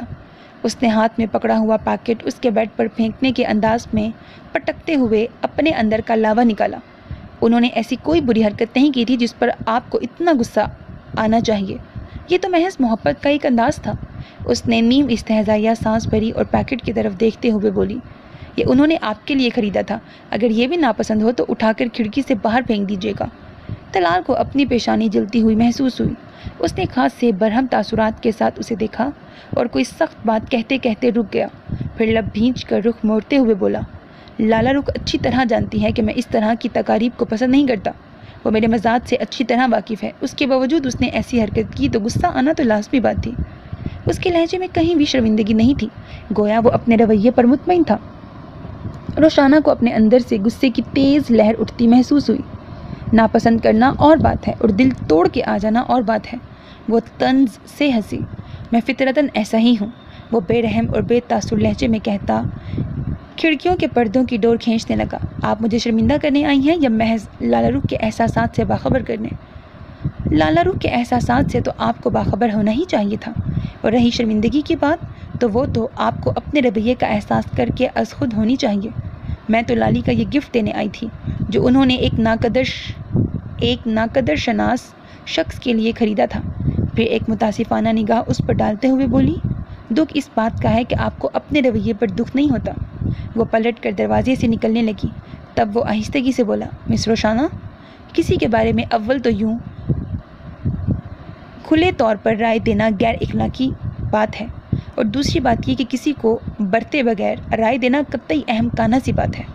وہ پلٹی تو وہ ہلکے سے مسکرایا تھا، لیکن اس کی مسکراہٹ میں نہ طنز تھا نہ ناگواری، بلکہ عجیب سی کیفیت تھی، بے حد سرد سی، ایسی ہی سرد مہری آنکھوں میں بھی تھی۔ وہ چلتا ہوا اس سے تھوڑے فاصلے پہ رک گیا۔ یقیناً یہ احساس بڑا ہی خوشگوار اور تقویت کا باعث ہوتا ہے کہ کوئی آپ کے لیے خوشیوں کا طالب ہے، مسرتوں کے راستے ہموار کر رہا ہے، مگر جب دل میں کہیں کانٹا سا پیوست ہو، امنگوں اور سرمستی کا کوئی خیال کاٹ رہا ہو، تو خوشیاں محض طفل تسلیاں سی لگتی ہیں۔ جب تک اندر کی تیش ختم نہ ہو، باہر کی چھاؤں ہونے کے باوجود تقویت نہیں بخشتی۔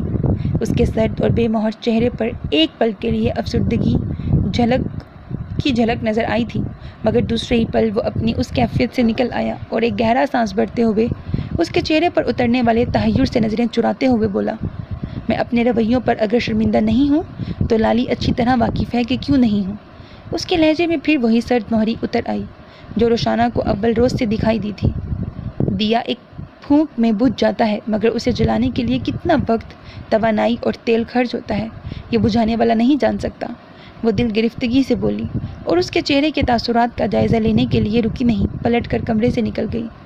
وہ اذیت کے احساس کے ساتھ کتنی دیر کھڑا رہا، پھر بوجھل سی سانس فضا کے سپرد کرتے ہوئے اس طرح بھی انداز میں کمرے میں ٹہلنے لگا، پھر کھڑکی کھول کر ڈھلتی شام کو تکنے لگا۔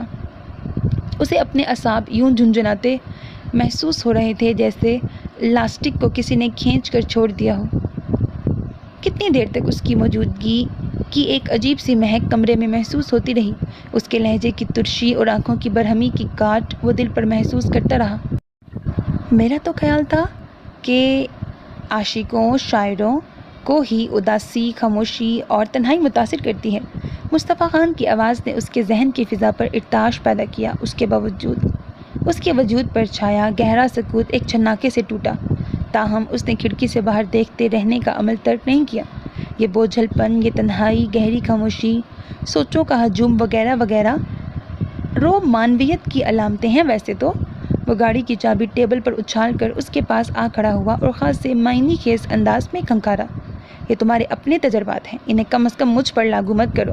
وہ اس کی طرف دیکھ کر مسکرایا۔ جواباً مصطفیٰ خان اسے سر سے پیر تک جائزہ لیتی نگاہوں سے گھورتے ہوئے بولا، میں اپنے تجربے کی روشنی میں ہی یہ بات کہہ رہا ہوں۔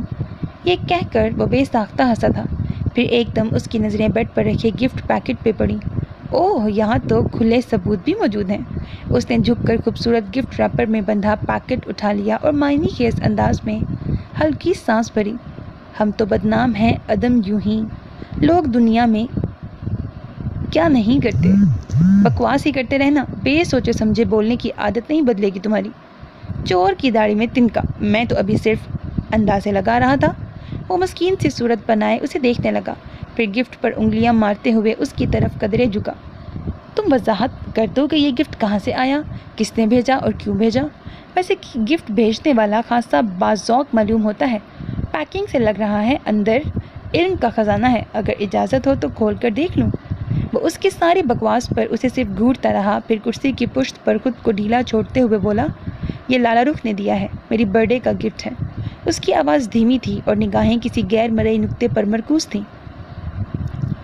مصطفیٰ خان کا ہاتھ ایک لمحے کو ٹھہر گیا، اس نے بڑے غور سے گفٹ کو دیکھا، پھر ہلکے سے مسکرایا۔ تبھی کہوں، پیکنگ سے ہی دینے والے کے باذوق ہونے کا اندازہ ہو رہا تھا۔ وہ بے ساختہ بولا، پھر نہایت احتیاط سے پیکنگ کھولنے لگا۔ ویسے تم جیسے بدذوق کے لیے یہ گفٹ قطعی ناموزوں ہے۔ اس نے اندر سے برآمد ہونے والی موٹی جلد کی خوشنما کتابوں پر طائرانہ نگاہ ڈالی، پھر کیسٹ اٹھا کر دیکھا۔ یہ گفٹ مجھے ملنا چاہیے تھا، مگر افسوس۔ اس نے طلال کی طرف دیکھ کر کچھ اس انداز سے متاسفانہ سانس بھری کہ طلال چاہنے کے باوجود مسکرا تک نہ سکا۔ اس کے ذہن کی تنابیں روشانہ کی لہجے کی بازگشت سے تن سی رہی تھیں۔ میں تو لالا رخ کا یہ گفٹ دینے آئی تھی جو انہوں نے ایک ناقدر شناس شخص کے لیے خرید لیا تھا۔ دیا ایک پھونک میں بجھ جاتا ہے، مگر اسے جلانے کے لیے کتنی محنت، تیل اور توانائی خرچ ہوتی ہے، یہ بجھانے والا نہیں جانتا۔ وہ اپنی کن پٹیاں سہلاتا ہوا کھڑا ہو گیا، پھر وارڈروب سے ہینگر لیا، شلوار سوٹ نکال کر باتھ روم میں جا گھسا۔ کتنی دیر ٹھنڈے پانی سے نہانے کے باوجود اسے لگ رہا تھا کوئی تپش ہے جو گھٹنے کا نام نہیں لے رہی، کوئی آگ ہے جو دل کے کسی گوشے میں سلگ رہی ہے، جو کم از کم پانی سے نہیں بجھنے والی۔ وہ تولیے سے بال رگڑتا ہوا باہر نکلا تو مصطفیٰ خان دریچے میں کھڑا کسی خیال میں گم تھا۔ آہٹ پر پلٹا، طلال، آج تمہاری برتھ ڈے ہے اور مجھے تم نے بتایا تک نہیں، نہ مجھے خیال رہا۔ کمال ہے، آج کا اتنا اہم دن اتنی بے کیفی اور خاموشی سے گزر رہا ہے۔ یہ تم کیسے کنوتی ہو گئے ہو؟ مجھے یاد پڑتا ہے کہ کالج لائف میں تم بڑے ایکٹیو ہوا کرتے تھے۔ ہاں، کالج لائف میں کم از کم ہم عمر کے اس دور میں نہیں تھے۔ وہ تولیہ ایک طرف ڈال کر آئینے کے سامنے جا کر بال بنانے لگا۔ ہاں تو کیا ہوا؟ اب ہم میچور ہیں، مگر اس کا مطلب یہ تو نہیں کہ ان چھوٹی چھوٹی خوشیوں کو بڑھ کر تھامنے سے گریز کریں۔ تو تمہارا کیا مطلب ہے اب میں کیک پر موم بتیاں سجا کر ہیپی برتھ ڈے کے شور میں کیک کاٹوں؟ وہ اسے گھورنے لگا۔ نہیں خیر، یہ تو ہم کالج میں بھی نہیں کرتے تھے، اور اب تو یہ کرتے ہوئے تم تو کم از کم بہت برے لگو گے۔ مصطفیٰ خان اس کے سراپے پر نگاہیں دوڑاتے ہوئے ہنسا تھا، پھر اس کے ہاتھ سے برش لے کر جھنجھلاہٹ کے ساتھ برش ایک طرف ڈال دیا۔ کم از کم اسے ہلکے پھلکے انداز میں سب کے ساتھ شیئر تو کیا جا سکتا ہے نا؟ اور کیا کیا جانا چاہیے؟ وہ چپ سا رہ گیا، پھر سر اسپات میں ہلاتے ہوئے ہلکے سے مسکرایا۔ چھوٹی چھوٹی خوشیاں ایک دوسرے سے شیئر کرنے سے تھکے ہوئے ذہن اور روح کو بڑی آسودگی میسر آتی ہے۔ لالا رخ کا کہا ہوا یہ جملہ اسے یاد آ گیا تھا۔ اس نے کتابوں پر نظر ڈالی، یوں بھی اسے اپنے رویوں کی تلافی بھی تو کرنی تھی، اور اسے یقین تھا لالی اس سے خفا ہرگز نہیں ہوگی۔ ایک پل کے لیے ذہن کی سطح پر روشانہ کا تپا تپا چہرہ ابھرا، جسے اس نے بڑی بے آرامی جیسی کیفیت سے سر جھٹک کر جھٹکا دیا، گویا اس کے تصور سے نگاہیں چرانا چاہی ہوں۔ پھر مصطفیٰ کے ساتھ رات کا پروگرام سیٹ کرنے لگا۔ رات اس نے سب کو ہی سرپرائز دیا تھا، جو سب کے لیے بے حد مسرت انگیز تھا۔ خصوصاً لالا رخ کو تو یقین نہیں آیا تھا کہ از خود وہ اپنی سالگرہ کو سیلیبریٹ کرے گا۔ وہ اس کا ہاتھ پکڑ کر نم پلکوں کے ساتھ مسکرا دی۔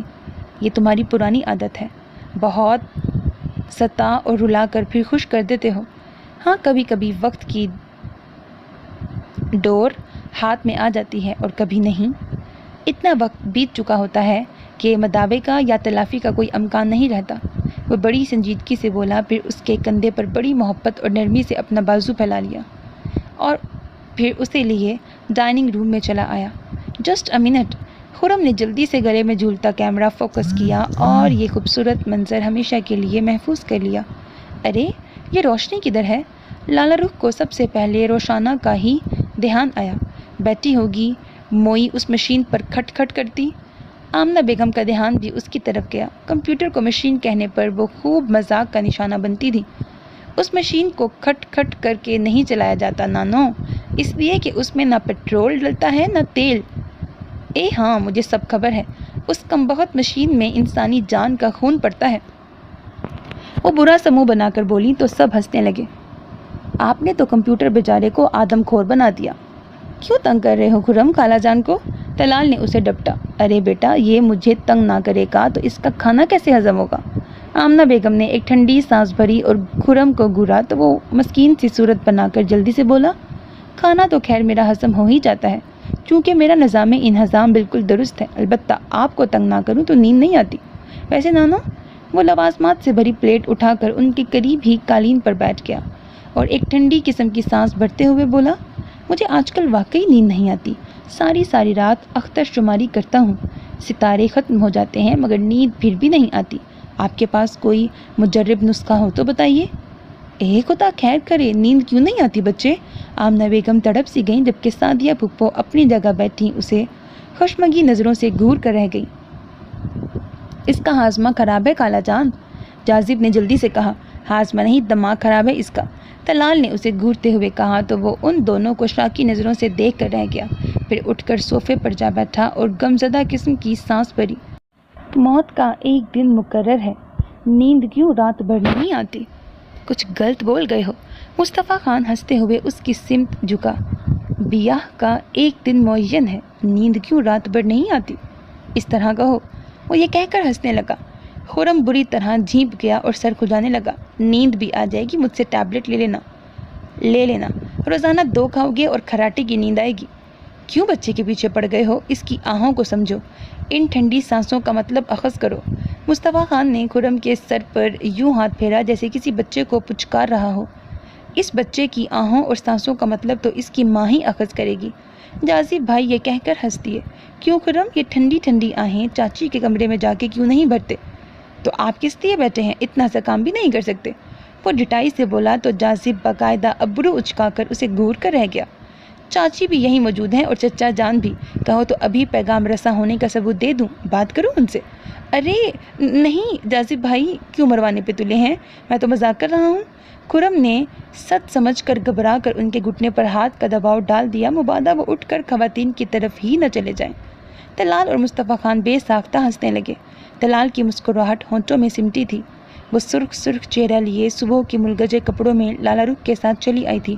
بال البتہ بنائے ہوئے تھے، ریشم جیسے بال زرد ہیئر بینڈ میں جکڑے ہوئے پشت پر اپنی خوشبو بکھیر رہے تھے۔ چہرے پر کمسن بچوں کی سی ناراضگی پھیلی ہوئی تھی، گویا زبردستی لائی گئی تھی۔ لالا رخ اس کا ہاتھ تھامے اسے ٹیبل کے پاس کھینچ لائی۔ میں کچھ کھاؤں گی نہیں لالی، بس کافی پیوں گی۔ فلاسک کی طرف ہاتھ بڑھاتے بڑھاتے نگاہوں کی تپش پر اس نے بلا ارادہ سامنے دیکھا۔ وہ بڑے اطمینان سے اس کا جائزہ لے رہا تھا۔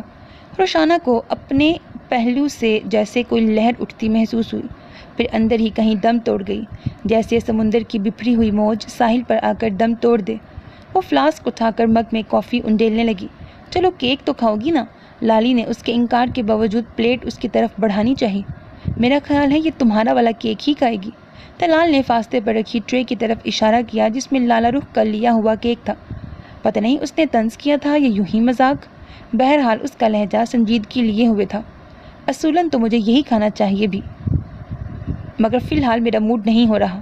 وہ باوجود ضبط کے اپنے لہجے کی تلخی نہ چھپا سکی اور کافی کا مگ اٹھا کر خواتین کی طرف چلی گئی۔ لالا رخ دل گرفتہ سی ہو گئی۔ اس نے طلال کی طرف دیکھا جو بڑے اطمینان سے مصطفیٰ سے باتیں کرتے کرتے کولڈ ڈرنک کے سپ لے رہا تھا۔ اس کی بے نیازی اور لا تعلقی نے اس کے دل پر بوجھ ڈال دیا۔ وہ ایسا تو نہیں چاہ رہی تھی جو ہو رہا تھا۔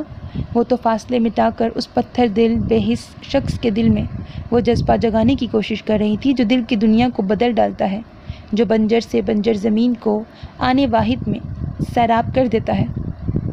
وہ تو اس شخص کو اس پیاری سی لڑکی سے منسوب کرنے کے خواب دیکھ رہی تھی اور ادھر یہ ناراضگیاں جنم لے رہی تھیں۔ یہ بات اسے اندر سے شکستہ کرنے لگی تھی۔ بزرگوں کے اٹھنے کے بعد ینگ پارٹی وہیں بیٹھی خوش گپیاں کرتی رہی۔ پھر خرم سب کو خوبصورت اشعار سے محسوس کرنے لگا۔ ستم تو یہ ہے کہ ظالم سخن شناس نہیں، وہ ایک شخص جو شاعر بنا گیا مجھ کو۔ خرم نے پلوشا کی طرف دیکھ کر ٹھنڈی سانس بھری تو پلوشا بیچاری سٹ پٹا کر ادھر ادھر دیکھنے لگی۔ اسے یوں بھی خرم کی معنی خیز گفتگو سے خوف آنے لگا تھا۔ پہلے ہی اس کا اعتماد وہ اپنی نظروں سے پارا پارا کر ڈالتا تھا اور رہی صحیح کسر فکروں، جملوں اور اشعار سے پوری کرتا تھا۔ اب آپ بھی اس محفل کو رونق بخشیے تیفی بھائی، یہ خالی خلی داد تحسین اور تالیاں پیٹنے سے کام نہیں چلے گا۔ خرم نے کہا تو جاذب بھی اصرار کرنے لگا۔ ہاں بھائی سنا ہے تم تو بڑے اچھے سخن پرداز ہو۔ ہاں کچھ اتنا اچھا کہ ہمیشہ میرے کمرے کی دیواریں اپنے اس شوق سے بدنما کر کے جاتا تھا۔ طلال نے ہنس کر یاد دلایا تو گویا اس کے دل کے سارے ٹانکے تڑ تڑ کھلتے چلے گئے۔ بے ساختہ سانس سینے کی تہہ سے آزاد ہو گئی۔ بہت کچھ یاد آ گیا۔ ماضی کے تلخ اور دلکش سارے منظر نگاہوں کے سامنے واہ ہو گئے۔ اس کی نظریں غیر محسوس طور پر وہی چہرہ تلاشنے لگیں۔ وہ گلاس ڈور کے پاس کافی کا مگ تھامے کھڑی تھی۔ موسم کی مناسبت سے اس نے جرسی کا میرون رنگ کا سادہ سا سوٹ زیبتن کیا ہوا تھا۔ ہمیشہ کی طرح چہرہ سادہ تھا، مگر آج اس پر اجالا بکھرا محسوس ہو رہا تھا۔ شاید وہ دلی طور پر اس تقریب کو خوب انجوائے کرتے کرتے بے حد مسرور تھی۔ مصطفیٰ خان کے دل میں وہی مانوس جذبے سر اٹھانے لگے۔ اعتراف کا لاشعوری جنون امڑنے لگا۔ ہمارا دل سویرے کا سنہرا جام ہو جائے، چراغوں کی طرح آنکھیں جلیں جب شام ہو جائے، کبھی تو آسماں سے چاند اترے شام ہو جائے، تمہارے نام کی ایک خوبصورت شام ہو جائے۔ اس کی بھاری آواز میں اتنا جذبہ تھا اور ایک طرح کی شگفتگی کہ لالا رخ بڑے بے ساختہ پن کے ساتھ اس کی طرف متوجہ ہوئی تھی، مگر اس طرف دیکھنا ہی قیامت ہوا تھا۔ پتہ نہیں اس کی نشیلی آنکھوں میں کوئی ایسی تپش تھی یا شاعری اور اس کی ادائیگی میں کہ اس کے پہلو سے آنچ اٹھنے لگی۔ عجب حالات تھے، یوں دل کا سودا ہو گیا آخر، محبت کی حویلی جس طرح نیلام ہو جائے، سمندر کے سفر میں اس طرح آواز دے ہم کو، ہوائیں تیز ہوں اور کشتیوں میں شام ہو جائے۔ سبھی اس کی سحر انگیز آواز اور لب و لہجے کے تلسم میں جکڑے ہوئے تھے۔ مجھے معلوم ہے اس کا ٹھکانہ پھر کہاں ہوگا، پرندہ آسماں چھونے میں جب ناکام ہو جائے، اجالے اپنی یادوں کے ہمارے ساتھ رہنے دو، نہ جانے کس گلی میں زندگی کی شام ہو جائے۔ مصطفیٰ خان نے آخری اشعار 2 مرتبہ سنائے تھے اور براہ راست اسے دیکھا تھا۔ لمحہ بھر تو لالہ رخ بھی اس کی مقناطیسی آنکھوں کے سامنے لوہے کا ٹکڑا بن کر رہ گئی، پھر چونکی۔ روشانہ نے اس کے نزدیک آ کر اس کے کندھے پر آہستگی سے ہاتھ رکھا تھا۔ اس نے کافی کا خالی مگ جھک کر ٹیبل پہ رکھا اور اس کی طرف دیکھ کر یوں ہی مسکرانے لگی، پھر اس کا ہاتھ پکڑ کر پردہ اٹھا کر باہر نکل گئی، اور مصطفیٰ خان کو لگا گویا چراغوں میں روشنی نہ رہی ہو، ہر شے پر یکلخت تاریکی چھا گئی ہو، ساری روشنی سمٹ کر گہرے بادلوں کے اندر جا چھپی ہو۔ جاذب اور خرم دوسری غزل سننے کا اصرار کرنے لگے، مگر اس نے شائستگی سے معذرت کر لی۔ اس کے چہرے پر پھیلی غیر معمولی سرخی نے طلال کو مضطرب کر دیا۔ اس نے بڑی نرمی سے اس کے کندھے پر ہاتھ مارا تھا۔ کیا خیال ہے باہر نہ چلیں؟ وہ چونکا اور یوں ہی اس کی طرف دیکھا، پھر جیسے سنبھل سا گیا اور بادل ناخواستہ خاموشی سے اٹھ کر اس کے ہمراہ چل دیا۔ اس وقت اسے بھی کھلی فضا کی اشد ضرورت ہو رہی تھی۔ تم جیسے میچور باشعور شخص کے اپنے آپ کو دھوکہ دیتے رہنے پر مجھے حیرت ہوتی ہے۔ طلال نے بڑی دل گرفتگی کے ساتھ اسے دیکھا تھا۔ جواباً وہ گاڑی کی سیٹ پر سر ٹکائے، آنکھیں موندے، خود آزار سی کیفیت میں ہنس دیا۔ کیا ملتا ہے تمہیں یہ لمحے لمحے کی اذیت کو سہنا، ٹوٹنا اور خود ہی جڑنا؟ اس کھیل میں سوائے جان اور دل کے زیاں کے کیا ہے تحفی؟ جو شے تمہاری دسترس سے نکل گئی ہو اسے قبول کر لو، جو ہو گیا اسے مان لو، جو نہیں ہوا اسے بھول جاؤ۔ وہ گاڑی شفاف سڑکوں پر دوڑاتے ہوئے ایک دل گرفتگی کی کیفیت میں بولا تھا۔ مصطفیٰ خان سڑکوں کے کنارے جلتے بجھتے سائن بورڈز کو تکنے لگا، پھر ایک گہرا سانس کھینچا۔ اگر کہوں کہ امید کا دیا ایک بار پھر روشن ہوا ہے، موہوم سی ہی سہی امید بیدار ہوئی ہے۔ روشنی کی باریک لکیر گہری سے گہری تاریکی کا سینہ چیر سکتی ہے نا؟ یہ کہتے ہوئے اس نے بڑی چور نظروں سے طلال کی طرف دیکھا تھا۔ کیا مطلب؟ اس نے استفہامیہ نگاہوں سے اس کی طرف دیکھا تو وہ نظریں چرا گیا۔ ہاں، امید تو تبھی بیدار ہوتی ہے جب رسائی کی کوئی راہ دکھائی دے رہی ہو۔ وہ سامنے دیکھنے لگا۔ طلال نے سڑک کے کنارے گاڑی روک کر اسے جانچتی نظروں سے دیکھا۔ مگر تم نے تو کہا تھا اس کی شادی ہو گئی ہے۔ مصطفیٰ خان کو اپنی کن پٹیاں تپتی ہوئی محسوس ہونے لگی، دل پر مانوس دباؤ شدت سے بڑھنے لگا۔ اس کا دل چاہا اس پل یہ بوجھ نکال کر اس کے سامنے رکھ دے، کہیں تو کسی طرح تو یہ آگ باہر نکلے۔ کب تک وہ اندر ہی اندر بھسم ہوتا رہے گا؟ ان تیزی سے گزرتے لمحوں کو وہ اب مٹھی میں جکڑنا چاہتا تھا۔ وہ کالج بوائے تو نہیں تھا نا، عمر کے اس دور میں تھا کہ محض یادوں، خیالوں اور محبوب کے تصور سے بہل کر پریکٹیکل لائف میں آنے تک کا انتظار کرتا۔ ادھر خاندان والوں کا بھی شادی کے لیے دباؤ بڑھتا جا رہا تھا، اور سچ تو یہ تھا کہ اسے بھی من چاہے ساتھی کی طلب ہو رہی تھی۔ وہ بھی نارمل زندگی گزارنا چاہتا تھا اور ایک موہوم سی امید پر یہاں چلا آیا تھا جو ٹوٹتے ٹوٹتے پھر جوان ہو گئی تھی، اور اب وہ یہ بازی ہارنا نہیں چاہتا تھا۔ اس نے اپنا بکھرتا اعتماد سمیٹا۔ اس نے طلال کے سامنے یہ راز عیاں کر دیا کہ اس کی پسند کوئی اور نہیں، اس کی بہن لالہ رخ ہے۔ یہ انکشاف یقیناً طلال کے لیے غیر متوقع اور اعصاب شکن ثابت ہوا تھا۔ تو میرے عزیز listeners, this was the end of episode 3 of the novel کچھ مینو مرندہ شوق وی سی۔ Hope that you like it. اپنا بہت خیال رکھیے گا نیک تمناؤں کے ساتھ۔ اللہ حافظ، and don't forget to subscribe to my channel because that's how you can encourage me, and that's the only kind of support and encouragement which I want from all of you. Allah Hafiz.